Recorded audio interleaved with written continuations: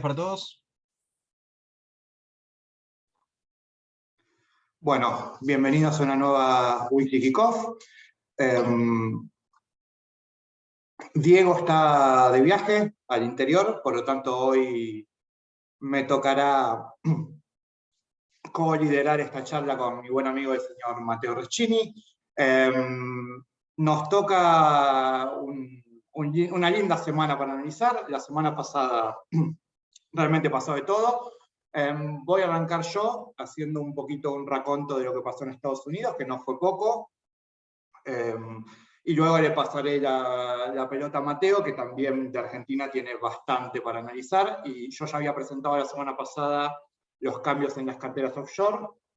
Así que hoy Matteo va a completar el panorama contándonos un poco qué hizo con las carteras argentinas. Permítanme arrancar con una imagen poco académica. Se picó el mercado de la semana pasada. Creo que hace rato que no teníamos una semana tan movida afuera, con caídas, rebotes fuertes, nuevas caídas. Los índices cayendo fuerte, pero dentro de los índices, si uno desmenuza un poco, ve movimientos todavía mucho más amplios. Por lo tanto, vamos a tratar de explicar qué es lo que pasó en la semana pasada. Básicamente, nos parece que hubo tres grandes ejes en los mercados internacionales de la semana pasada, dos de los cuales generan, si se quiere, efectos contradictorios, lo cual hizo que el mercado por momentos sea muy difícil de descifrar y que se generen muchos movimientos que es difícil de explicar. Me parece que por acá está la llave. Por un lado, tuvimos a Powell finalmente tirando la toalla con la transitoriedad de la inflación y reconociendo que esto va para largo, que vamos a tener más inflación por más tiempo de lo que creíamos previamente. Fue muy llamativo que Powell cambió el discurso de un día al otro. Literalmente un día dio un discurso donde digamos, siguió con el cassette previo que venía siguiendo, la inflación es transitoria, efectos pandémicos, etcétera, etcétera, y al día siguiente directamente se dio vuelta, anunció que van a ver de acelerar el tapering, eso abriría la puerta a que la suba de tasas empiece más rápido. Ya por ahí en marzo del año que viene podríamos tener una primera suba. Todo esto obviamente muy tentativo, pero es lo que había adelantado un poco Goldman Sachs y lo que se termina verificando por los precios de mercado y por este nuevo discurso de Powell. Y algunos ya especulan con que el año que viene podríamos tener 3 subas de tasa de interés cuando previamente se hablaba de 2. Por lo tanto, esto fue un cimbronazo fuerte para el mercado, pero que se vio balanceado, si se quiere, al menos en lo que a tasa respecta, con todas las novedades que siguen apareciendo sobre Omicron. Uno de los masazos que soportó el mercado fue que se detectó el primer caso en Estados Unidos, que tenía que pasar en algún momento, pero bueno, pasó bastante rápido. Y obviamente hay una carrera contra reloj para ver cuál es la efectividad de las vacunas, y si realmente Omicron es un game changer o es una cepa más de las varias que venimos soportando, o incluso podría quizás ser hasta, entre comillas, mejor que por ejemplo la cepa Delta. Ahora después vamos a ver un poquito de eso puntualmente. ¿Por qué digo que estos dos efectos se contrapesan? Bueno, porque Powell, girando hacia un tono mucho más hawkish, debería llevar las tasas al alza, pero en cambio Omicron lleva las tasas a la baja por flight to quality, por el efecto de menor actividad, porque le pega a los precios del petróleo, porque le pega al sector turismo, y más o menos lo que ya vimos con las distintas cepas. Lo único que creo que podemos sacar en claro hasta ahora, porque todavía hay muchas incógnitas sobre Omicron, es repetir un poco lo que ya dijo Diego la semana pasada. No vemos de ninguna manera que esto sea un revival de marzo del año pasado. La situación es muy distinta. Lo que sí, obviamente, va a tener un efecto y puede servir también como gatillo o excusa para ciertas tomas de ganancias en algunos sectores u otros procesos que se iban a dar más tarde o más temprano. Y por último, tenemos toda la discusión entre Estados Unidos y China, que obviamente va más allá de lo que decía la SEC, y es bastante amplio el temario entre las dos superpotencias, pero tuvimos esta semana novedades con que la SEC está avanzando con un programa de fiscalización mucho más exigente, si se quiere, sobre las firmas chinas que están listadas en Estados Unidos, lo cual podría llevar a que muchas veces se delisten y las acciones chinas no la pasaron nada mal tampoco, nada bien tampoco la semana pasada. Antes de meternos en estos temas, un par de breves comentarios aledaños. Primero, tuvimos datos del mercado laboral. El mensaje fue mixto. Si bien la tasa de desempleo se ubicó por debajo de lo que estaba estimado, la creación de empleos si miramos adentro en qué sectores se crearon, no gustó demasiado. De cualquier manera, me parece que los grandes movimientos del mercado se explicaron por las otras noticias, no tanto por este dato que tampoco estuvo tan lejos de lo que se esperaba.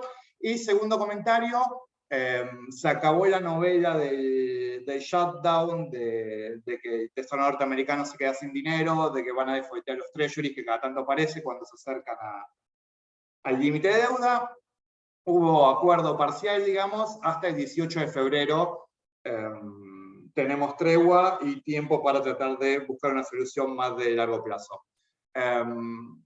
Esto de que van a defaultar los treasuries obviamente es más una novela que cuenta la prensa o una advertencia que hacen los policymakers para que el Senado se mueva y destrabe la situación, que un peligro real. Si no, las tasas, si hubiera peligro real de default, las tasas no estarían donde están, obviamente. Pero bueno, ya metiéndonos en los grandes temas que había anticipado,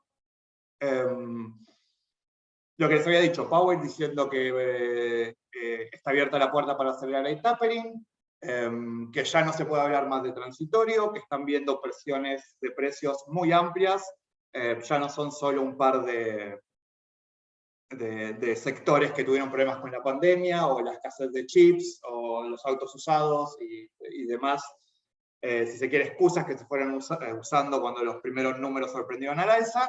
Entonces la pregunta es por qué la tasa la tasa de 10 años está en 1,34. Bueno, básicamente nos parece que el efecto Omicron acá no se puede soslayar. Tenemos una certeza hasta el momento en lo que tiene que ver con Omicron, que es que es altamente contagiosa. Todos los expertos coinciden que Omicron es muy, pero muy contagiosa, lo cual a priori obviamente es malo, pero tenemos tres grandes incógnitas. La primera es cuál es el nivel de letalidad, porque hay ciertos signos de que podría ser bastante más leve en sus efectos que otras cepas. Lo que comentó creo Mateo la semana pasada, normalmente, si bien obviamente no somos infectólogos, este tipo de virus, la evolución natural es hacerse más contagioso, pero menos dañino, porque generalmente dañar al host no es la mejor de las políticas para un virus para reproducirse. Por lo tanto, podríamos tener casos más leves, lo cual obviamente sería bueno. Y la otra gran incógnita es qué pasa con las vacunas, si hay que retocarlas o no, para que sean efectivas. Acá tuvimos mensajes contradictorios entre CEO de diferentes farmacéuticas, así que todavía no lo sabemos. Y después, ¿qué pasa con los tratamientos? Porque ya tenemos tratamiento de Pfizer, de Merck, hay que ver también qué tan efectivo es eso. Por el momento, necesitamos una semana más para tener más datos. Lo que sabemos es que es muy contagiosa, el resto por el momento no parece tan terrible como podría ser el peor escenario que imaginábamos cuando esto apareció, pero ciertamente vamos a necesitar más datos.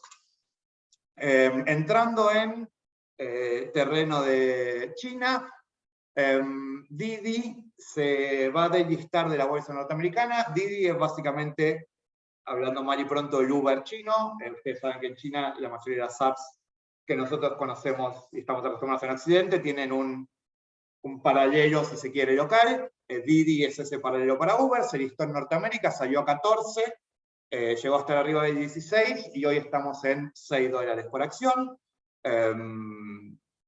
Básicamente Didi se va a Hong Kong para evitar todo este escrutinio adicional que la SEC les está pidiendo a las empresas chinas.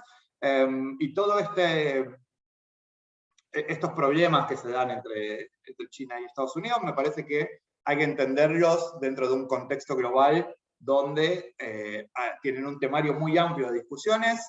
Acá dividiendo, o sea, hace unos días Estados Unidos hizo una cumbre sobre la democracia, invitó a Taiwán y no a China.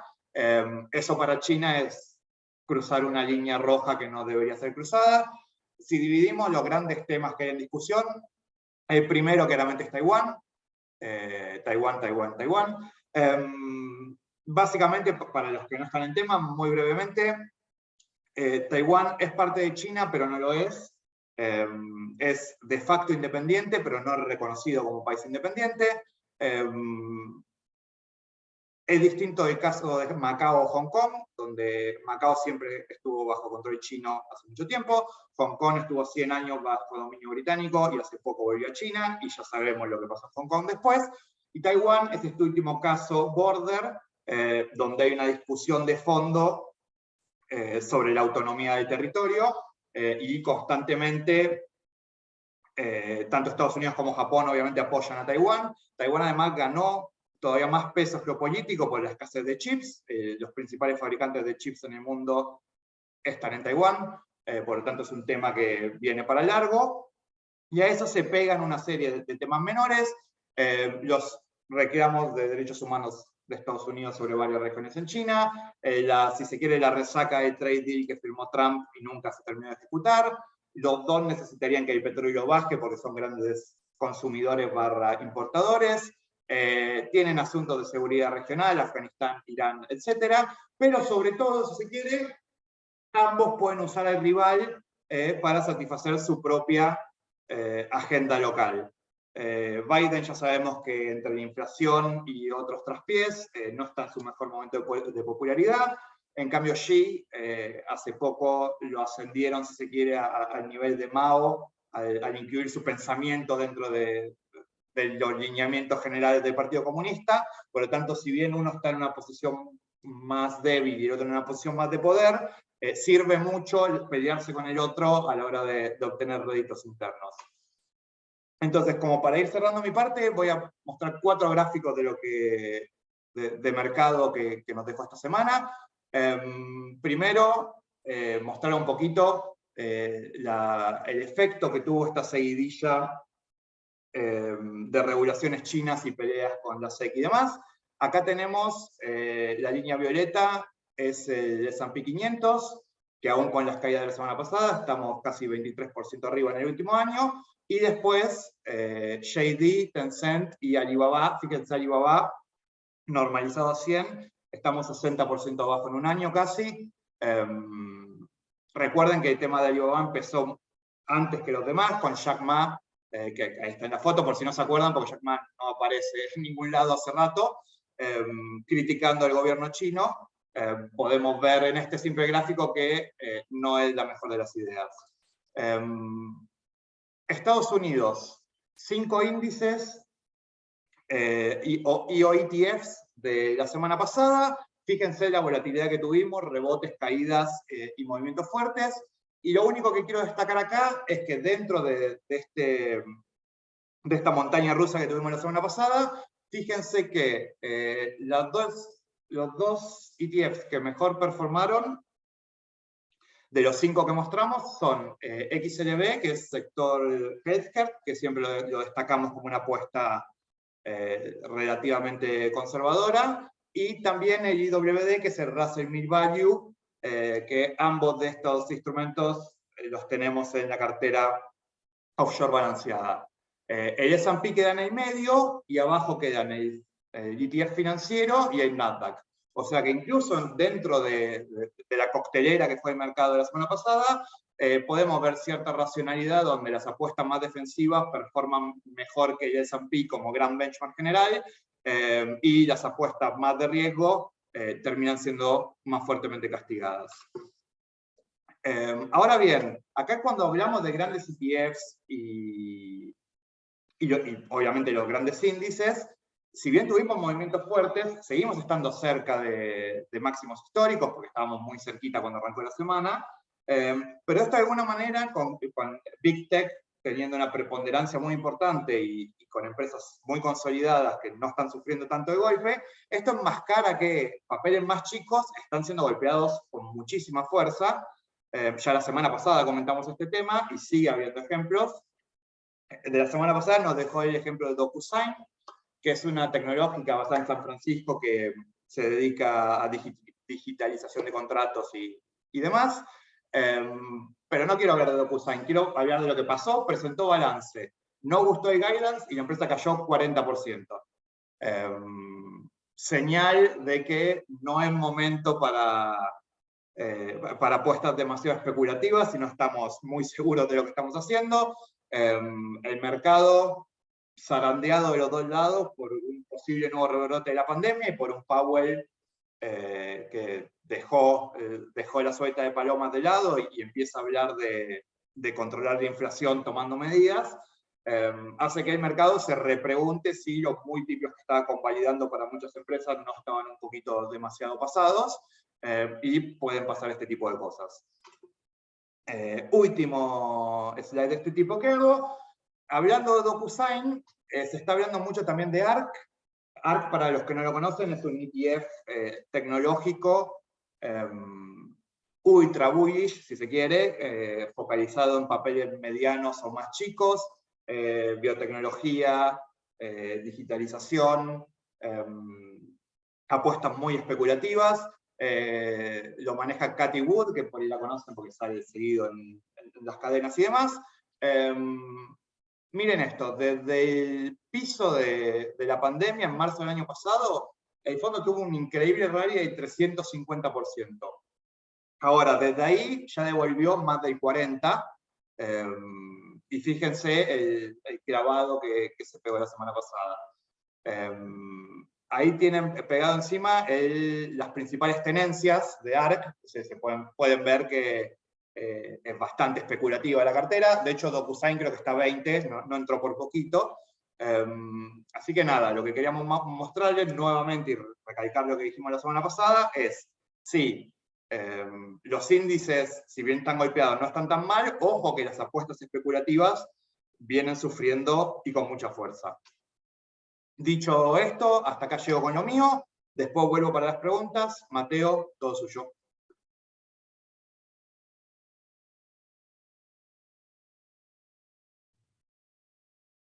Estás muteado, Mateo. Qué vergüenza, entró el abuelo. La cuestión es que no, espero que haya sido seamless y estén viendo la misma pantalla que estaba cuando dejó Pablo. Sobre lo anterior, quería agregar, bueno, lo de la variante Omicron. También salió este fin de semana que, bueno, que hasta incluso la mayor parte de la gente que lo tenía ni siquiera sabía que lo tenía por lo bajos que son los síntomas. La verdad que es muy prometedor. Me parece que hay que esperar un poco más de estudios sobre el tema, porque tenemos menos de un mes de todo esto, pero bueno, si se volviese la variante predominante, digamos, ¿sí? La cepa predominante, sería algo bastante agradable para todos, porque bajaría bastante lo que es la letalidad y todo lo que estuvimos viendo. Bien, Argentina. Y también otra recomendación respecto a lo que decía Pablo de DocuSign, que no es momento de hacer cuestiones especulativas. Bueno, sí, también capaz que no es momento de presentar balance, digamos, capaz que DocuSign fue la que no tenía que presentar balance, principalmente porque, como decían los memes, podía ser reemplazado con un papel y una virome, pero bueno, por ahora entiendo, es meramente un chiste, pero bueno, entiendo justamente lo que dice Pablo. En Argentina, la verdad que tal y como Pablo puso la foto de que se picó el mercado, digamos, acá yo le puse el Launchpad como plataforma de lanzamiento, ¿sí? Tendría que haber puesto un cohete como para agarrar y mostrar cierta discrepancia, digamos, con lo que pasa afuera. La verdad que Argentina, hace rato, ¿sí? O sea, yo me acuerdo hace años cuando decíamos Argentina se está descorrelacionando del resto del mundo. Bueno, sí, está bien, y eso estuvo así durante mucho tiempo. Después teníamos el beta malo, que, o sea, cuando todos subían, nosotros subíamos menos o bajábamos, y cuando todos bajaban, nosotros bajábamos más. Entonces, ahora lo que tenemos es que también estamos descorrelacionados, pero es bueno, digamos, o sea, una para el lado de la justicia. ¿No se ve la presentación? ¿Me están diciendo acá? ¿Pablo? ¿Ustedes lo ven? Yo la veo, por ahí que no. ¿Sí? Ahí deberían Ah, sí. verlo. Sí, sí. ¿Lo ven ahí? Ahora sí. Ah, perfecto. Sí, sí, sí, no, antes estaba hablando sobre el coso, ¿no? Sobre Claro, me parece que pensaban que estabas pasando y que había quedado No, trabado. no, no, no, todavía Siga, no, siga. no pasé nada, digamos, estaba haciendo la introducción, digamos, pero bueno, acá estamos, digamos, en la primera diapositiva para que estemos todos tranquilos.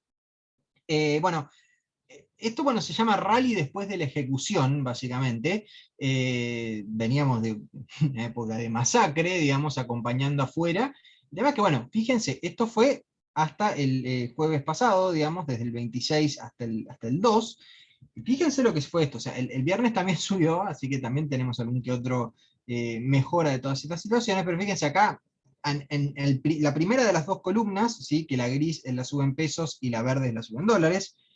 Pongo la sube en pesos porque, bueno, ya la tenía calculada y testimonialmente me parece como para agregarlo y también mostrar que algo subió el tipo de cambio, así que algo ayudó, pero fíjense cómo el primero de todos puse el Merval como para tener una idea del índice, y después les ordené de menor a mayor en suba, ¿no?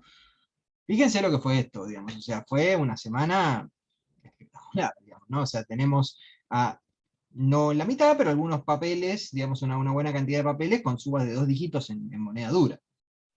Eso, en cualquier manual, eso es bueno, digamos, ¿no? Para un rendimiento de una semanita. Entonces, poco qué pasó, digamos, ¿eh? Y si miramos un poco lo que son las que más subieron, tenemos a bancos que venían más que nada en general atrasados, ¿no? O sea, Banco Francés y Banco Macro siempre se mueven con un poco de lag respecto de Galicia, sí, Galicia es una de las acciones más líquidas de Argentina, siempre se mueve primero, después vienen los que acompañan de atrás, los furgones de cola, que son Francés y Macro. Superviel, bueno, es el banco más apuesta especulativa, que también pagó la especulativa acá en esta semana. Y después fíjense que lo que tenemos son más que nada energéticas, como CEPU, Transportadora de Gas del Norte, Pampa, ¿sí? O sea, entonces tenemos un poco, bueno, gasífera en el caso de Transportadora de Gas del Norte, pero está dentro de lo que es la matriz energética argentina. YPF también que recuperó, y Vima. ¿Sí? Entonces, esto es un poco la situación del mercado, ¿no? Entonces, si esto lo vemos en lo que fue la última semana, si lo vemos más para atrás, ¿sí? Si lo vemos en dólares, si este es el Merval en dólares MEP desde principios de año, vemos que el rally, fíjense que fue casi vertical, ¿no? O sea, fue bastante, bastante vertical. El tema es que, bueno, con un rally vertical y todo, todavía no llegamos a los máximos antes de, bueno, la ejecución, ¿no? Entonces, esto que vemos acá subir en la última semana es el rally, y desde más o menos mediados de noviembre, después de las elecciones hasta ahora, tenemos la ejecución, ¿no? Porque, o sea, fíjense que fue bastante, bastante crudo el golpe, ¿sí? Entonces, bueno, ¿qué pasó esta semana como para tratar de revertir un poco ese golpe? Más que nada, acá lo que hubo es varios rumores y luego artículos periodísticos que lo confirmaban, que bueno, este fin de semana estaba viajando una delegación argentina a Washington para ir a hablar con el FMI. Sin embargo, sabemos que viajaban.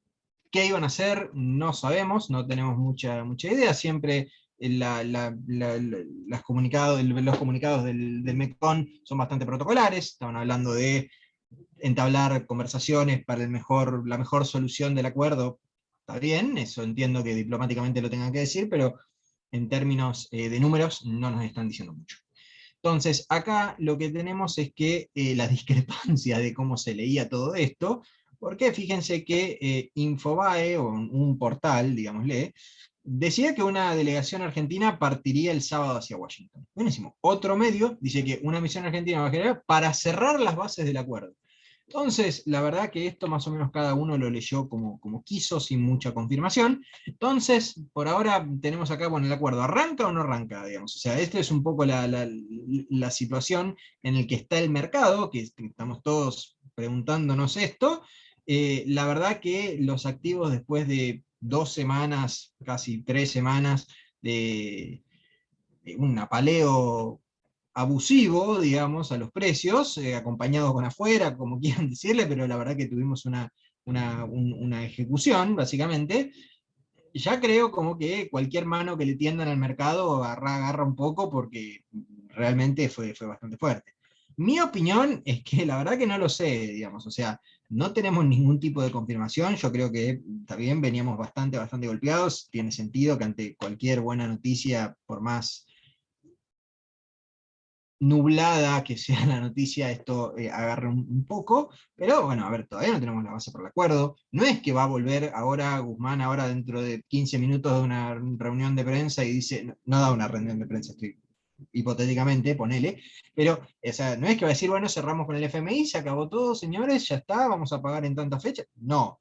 En tal caso, lo que irían ahora a hablar es a firmar una carta de entendimiento como para empezar a tratar los puntos para un futuro acuerdo más adelante.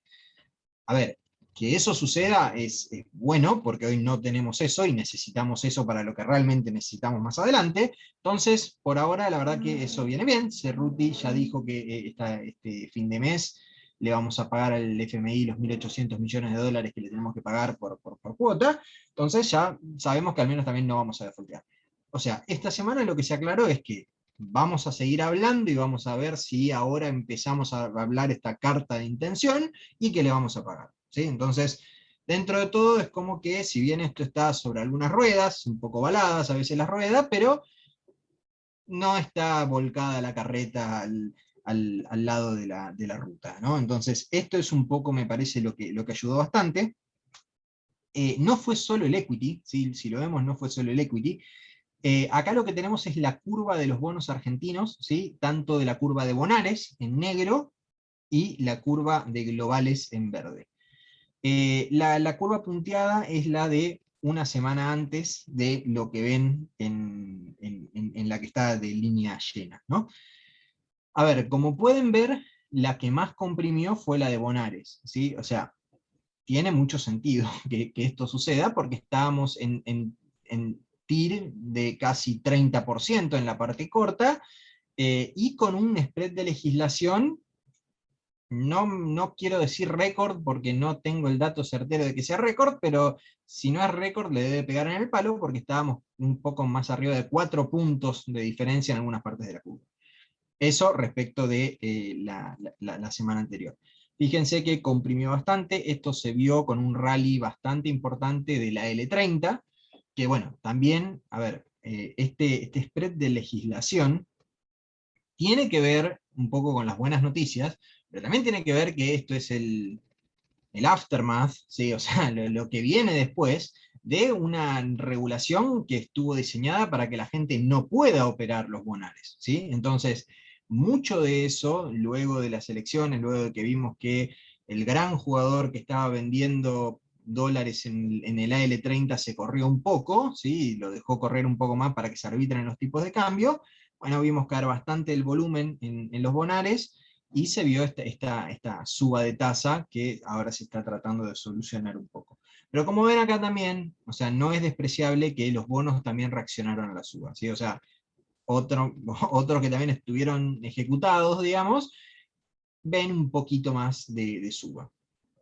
También interesante que se estuvo viendo que cuando hubo feriados acá en Argentina, los bonos, perdón, cuando hubo feriados en el exterior, con Thanksgiving y todas esas festividades de esta parte del año en Estados Unidos, los bonos acá tuvieron un flujo positivo, lo cual habla de que en general puede ser que los que tengan una posición de venta más fuerte sean los inversores de afuera.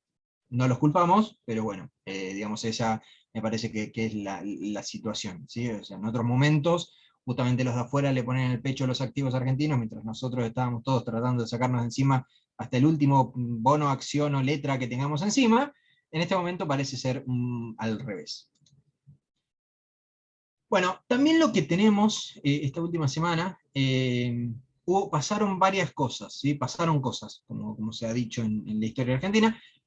Tuvimos una nota entre Pelle, el presidente del Banco Central, que bueno, le puse Frost Pelle, recordando la entrevista de Frost con Nixon, pero porque básicamente estuvo bueno por un funcionario como Pelle, que no suele hablar tanto, digamos, no suele dar tantas entrevistas. Habló en un evento de una cámara industrial, una cuestión así, y bueno, la verdad que dio un poco de guidance que nos faltaba, ¿sí? Un poco, digamos, para lo que se viene un poco más adelante, ¿sí? Entonces, una cuestión, acá saqué algunas citas, digamos, como para mostrar, digamos, y lo interesante es que dice el presidente del Banco Central que en la medida que lo permite el proceso inflacionario, muy importante esa parte, sí, muy importante a resaltar, en la medida que lo permite el proceso inflacionario, el Banco Central va a cambiar el paso devaluatorio, ¿sí? Ok, muy bien. Es un poco, a ver, en la medida que lo permite el proceso inflacionario, o sea, con una inflación de 3 y parece que ahora noviembre no viene con buenos términos y la semana que viene tendremos el dato. A ver, no parece, es como, viste, cuando uno dice, bueno, cuando sea oportuno lo haremos y nunca es oportuno, digamos, bueno, esto me parece que va un poco con esa sensación, ¿no? O sea, me parece que la inflación nunca va a ser tan cómoda como para decir, bueno, aceleramos y ya está. Sin embargo, no parece tanto, digamos, no parece en los precios, pero algo aceleraron, ¿no? Sí, acá lo que tenemos es el mismo gráfico, ¿sí? Pero lo que tenemos acá es a la izquierda es la inflación mensual comparable. Esto lo que hago es mensualizar en tasa efectiva la suba de tipo de cambio, ¿sí? Lo pongo mensual y directamente a partir de ahí puedo compararlo directamente con inflación. Y en el otro es la suba de tipo de cambio, tasa efectiva mensual, o sea, punto por punto, mientras que en el de izquierda es un promedio de las últimas 5 ruedas. Entonces, fíjense que esto, bueno, obviamente el de la izquierda va a tener cierto lag por ir tomando las inflaciones anteriores, pero fíjense que desde mediados de noviembre, que habrá pasado en ese momento, se empieza a ver un poco que se acelera, ¿sí? esta devaluación diaria. Si lo vemos en tasa por tasa, bueno, acá como algunos cierres muchas veces a veces terminan por debajo del cierre anterior, ahí está un poco más sucio, por eso a veces me gusta un poco más usar el promedio, pero se ve acá en el último punto que la semana pasada estuvimos con devaluaciones, o sea, subas de tipo de cambio mensualizadas y efectivas en 2%. La inflación está al 3, 3,5. A ver, ok, ponele, digamos, o sea, aceleraron algo, pero todavía seguimos por debajo de la inflación. Entonces, me parece que ese de en la medida que lo permita el proceso inflacionario significa que van a aumentar la suba el ritmo de suba de tipo de cambio, pero no creo que sea lo suficiente como para compensar la inflación, por ahora al menos. Veremos si esto es sostenible, si lo aceleran hasta machear la inflación, y si eso alcanza, y si después no tienen que hacer algún tipo de salto adicional. Bien, Mateo, la otra sí, pregunta es, si el proceso inflacionario no lo permite, ¿vamos a trazar el tipo de cambio para siempre? Porque claramente. Sí. hay algo que hay que resolver, ¿no? Claramente, sí, sí, sí, eso es, habrá que ver, digamos, también cómo lo solucionan con los flujos, porque una cuestión que la verdad que el Frost de esta entrevista no le preguntó a Pelle es, señor, pero si la inflación no lo permite, ¿van a seguir vendiendo dólares día a día? Bueno, o sea, esa es otra variable a ver, y que me parece que ahí va a ajustar un poco los tornillos si la inflación no lo permite, digamos, o sea, escenario de inflación no lo permite, ¿qué van a hacer? La verdad que sí, es una muy buena pregunta, Pablo. El PG acá no nos dio respuesta a esa en particular. Si uno ve un poco lo que es la proyección del promedio de las últimas 10 ruedas de suba de tipo de cambio contra los futuros, vemos que los futuros, si bien bajaron un poco estas ruedas, porque se ve que bueno, el Banco Central quizá tenga, si sube un poco el ritmo de evaluación, pueda bancarse un poco más el tiempo sin tener que hacer un salto discreto del tipo de cambio, pueda bancarlo, no sabemos si eso será sostenible o no, pero al menos puede estirar un poco más. Bueno, los futuros bajaron un poco y aún así, fíjense que están muy por encima de lo que sería el ritmo que están siguiendo hasta ahora, no está para nada arbitrado. veremos cómo sigue esto, pero el mercado no creo que le esté creyendo mucho a Pelle por ahora. Otras frases, muy rápidamente antes de pasar a las carteras, como para también dar un guidance para más adelante. A ver, también es que, bueno, Pelle sobre el tema de las restricciones cambiarias, ¿sí? Que son bastante importantes, que dice que si la dinámica de exportaciones se sostiene el año que viene, se va a poder ir liberando las restricciones cambiarias. O nuevamente tenemos otro condicional, si las exportaciones se sostienen.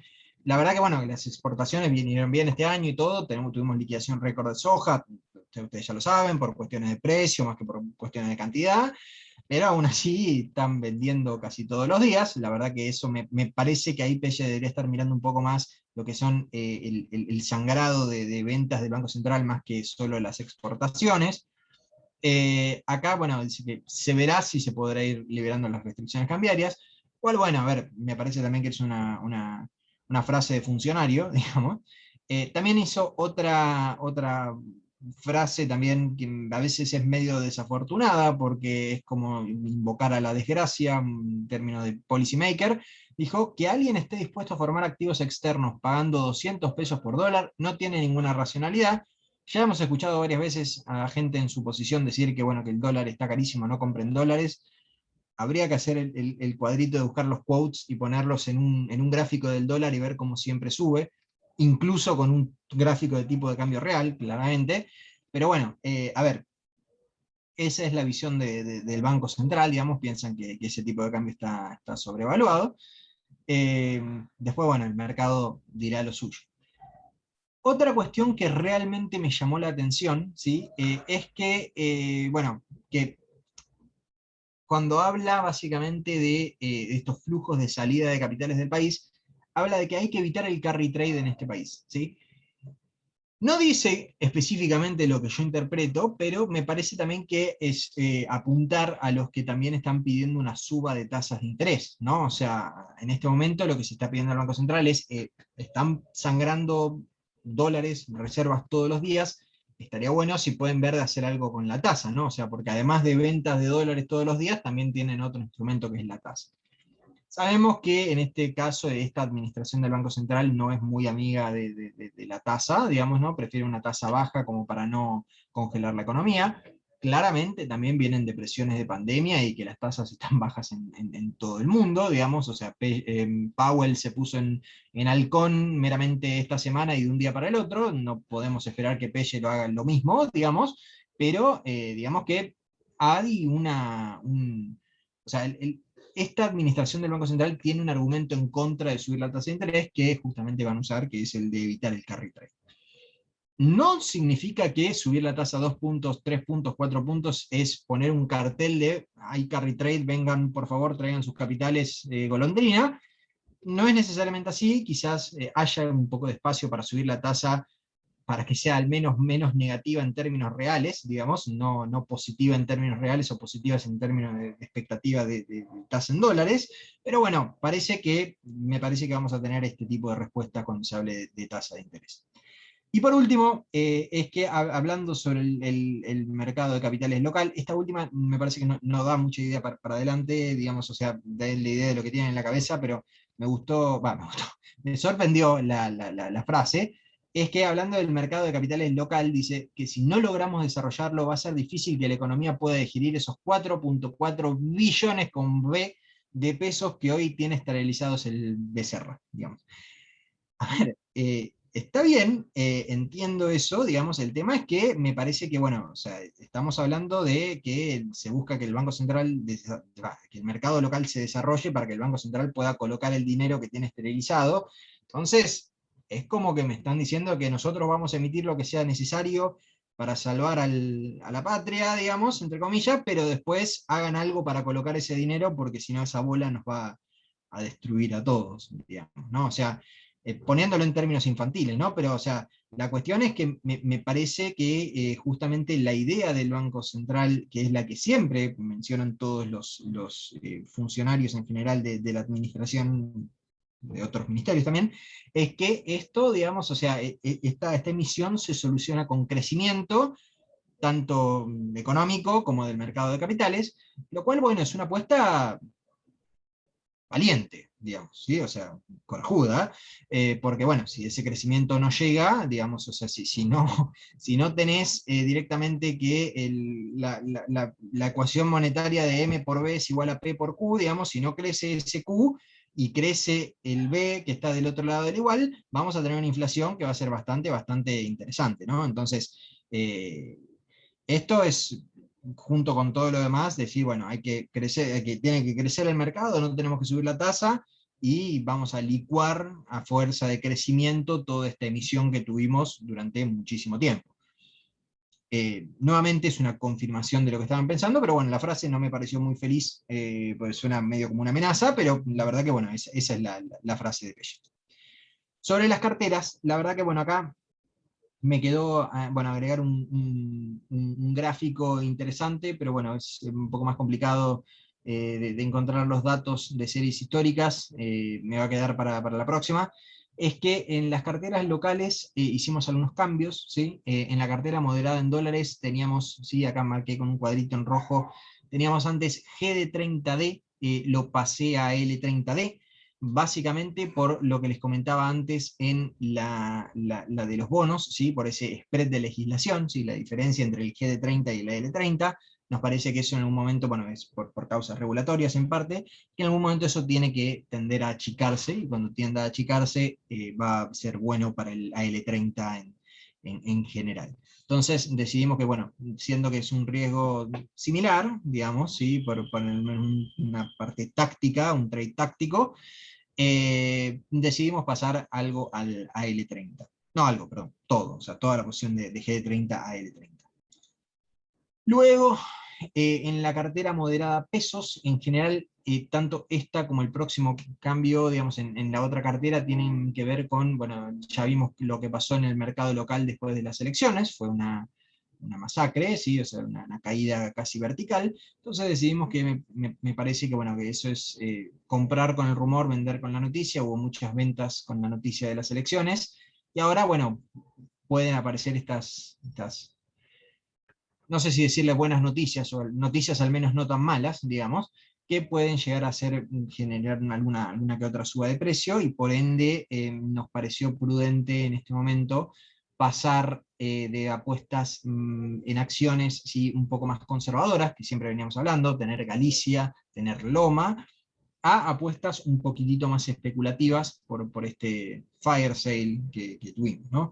Entonces, por eso directamente desde, bueno, el 1 de diciembre cambiamos las tenencias de Galicia y de Loma a Banco Francés y Transener. En general, Banco Francés tiene unos muy buenos fundamentals para, bueno, la acción. Tiene menos recorrido hecho que Galicia, entonces podría tener un poquitito más de recorrido futuro. Y Transener, bueno, es el sector regulado, bastante regulado, con también fundamentals un poco más sólidos que otras acciones energéticas. Por eso decidimos también tomar el riesgo en este momento. Por ahora viene bien, lo vamos a seguir bastante de cerca. Por el otro lado, uy, se me movió ahí el cuadrado rojo. En la cartera agresiva pesos, sí, el cuadrado rojo debería estar arriba en Meli. La verdad que vimos que Dima, medio como que bueno, había cumplido un poco su papel de ancla, y de estar tranquila en un precio, digamos, de anclar todo el resto de la volatilidad de la cartera, de la agresiva pesos. Entonces decidimos hacer un swap por Meli, ¿sí? Que Meli había caído bastante. Meli continuó un poco la baja después de que la hayamos agregado a la cartera. No voy a esquivar el elefante en la habitación en este momento, pero también la verdad que lo vimos que respecto del recorrido que puede llegar a tener, y si hay buenas noticias, no solo para Argentina, sino para la región en general de la TAM, puede tener un poco también de recorrido un poco más explosivo. Decidimos no tocar las otras tenencias de la cartera, porque ya de por sí esta ya estaba expuesta a riesgo.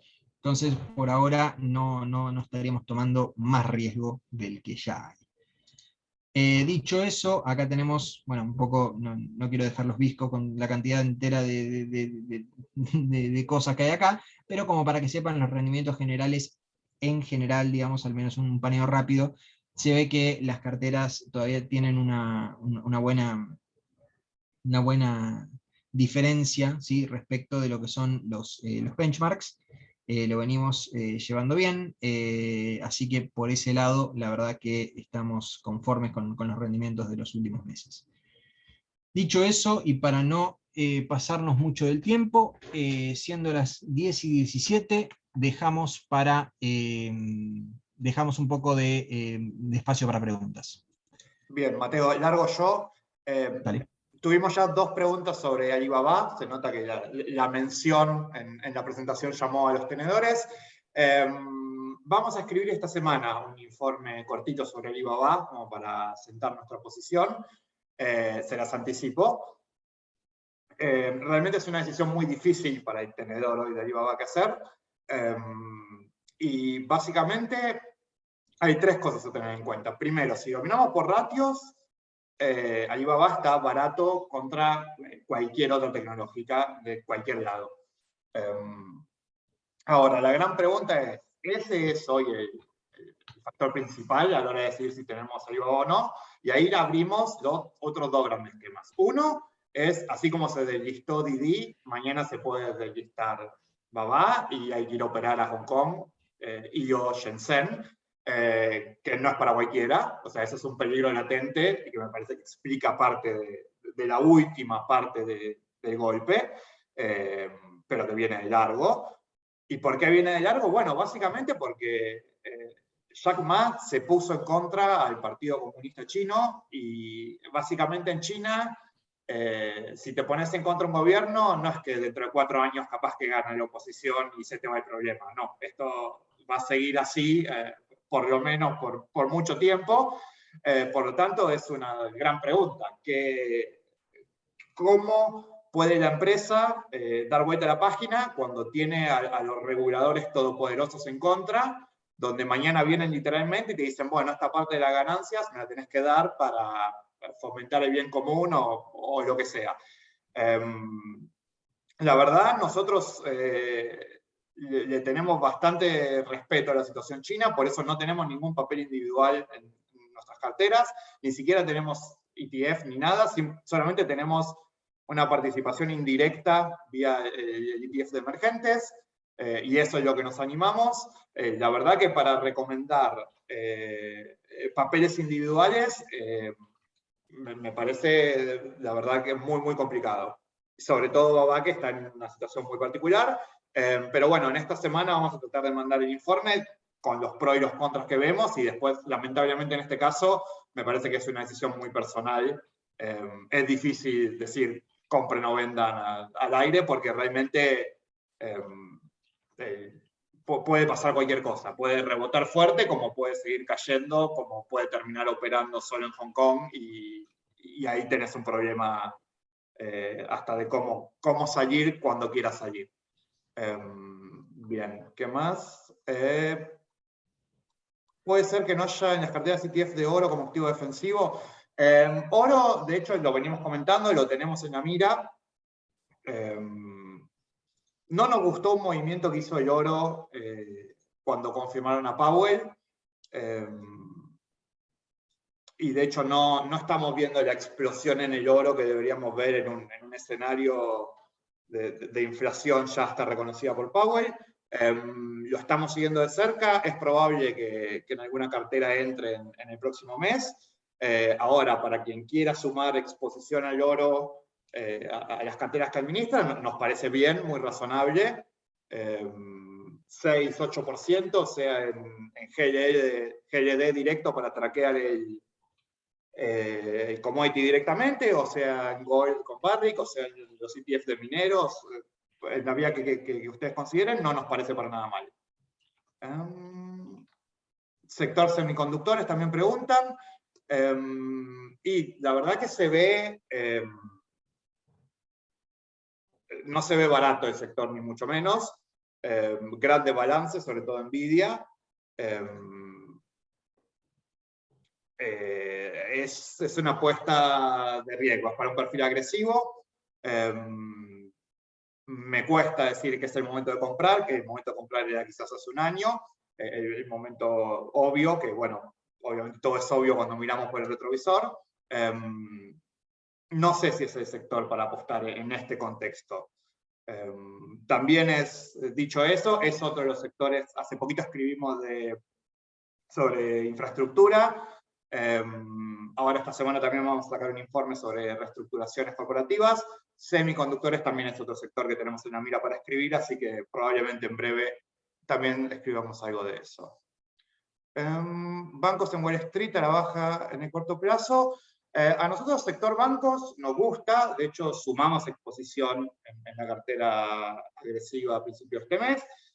Acá lo que tenés es lo que comentábamos de que básicamente los bancos, tasas más altas, mayor margen de intermediación, mejores resultados, que nuestro escenario base, y por eso sumamos exposición. Ahora bien, Omicron te pone todo en reversa, pues son tasas más bajas,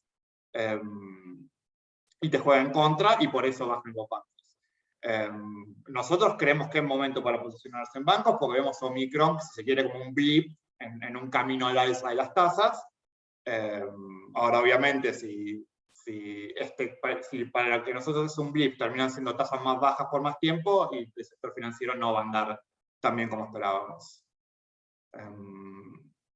Creo que en lo que es preguntas ya respondimos todo. Mateo, ¿querés agregar algo más o vamos bajando el martillo? No, viendo que no hay muchas preguntas, no sé si porque fui claro con la presentación o porque Argentina no, o sea, todos entienden que realmente esto es short-lived. Hoy di un call de rally, el lunes que viene puede ser un call de destrucción y desolación, así que la verdad que, bueno, si no hay preguntas, podemos ir bajando el martillo. Entró una pregunta por la ventana en último momento, ¿cómo vemos Facebook? Facebook la vemos tan bien como la veníamos viendo antes. Tuvo un rally fuerte después del anuncio del metaverso y el nuevo foco, así como subió, bajó muy fuerte en esta semana acompañando un poco el mercado general. Seguimos de largo siendo optimistas, pero bueno, estamos hablando de Big Tech, es volátil en el medio, pero nosotros la seguimos viendo con buenos ojos.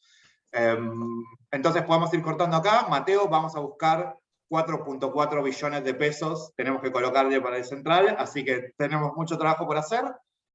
Hay que salir a buscar algún inversor de afuera que quiera colocar 4.4 billones de pesos para levantar los pasivos monetarios. O sea, sí, es bastante complicado, pero haremos nuestro mejor esfuerzo.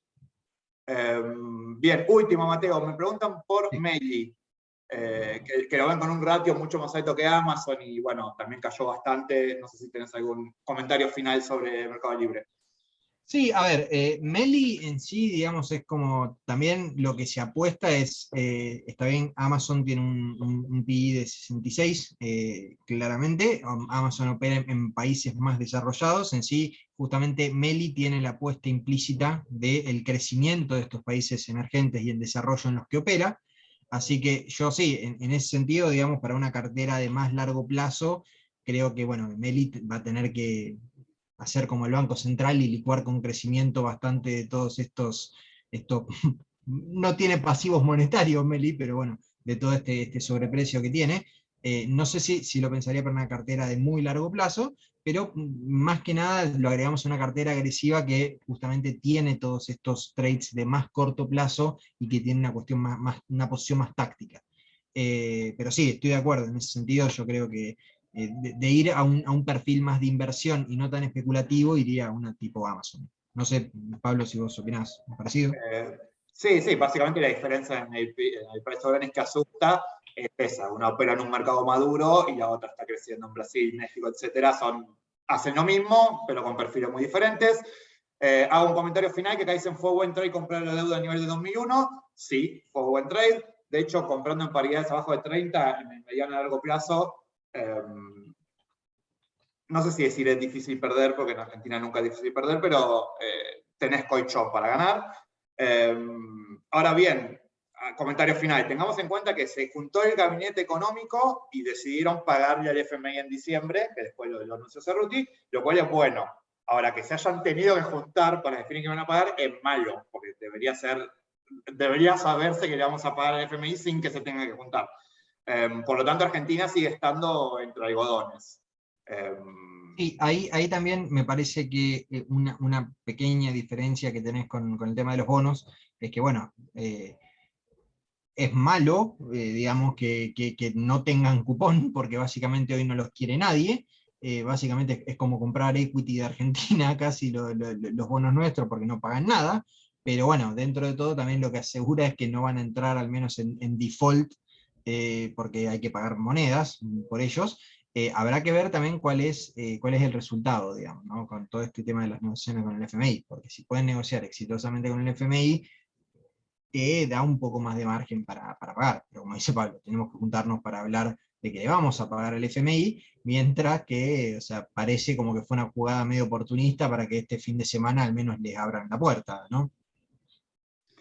Pero bueno, Mateo, por suerte, una vez por semana te podemos escuchar y que nos cuentes cómo va todo. Dicho eso, vamos cerrando acá. Muchas gracias a todos. Nos vemos la semana que viene. Adiós.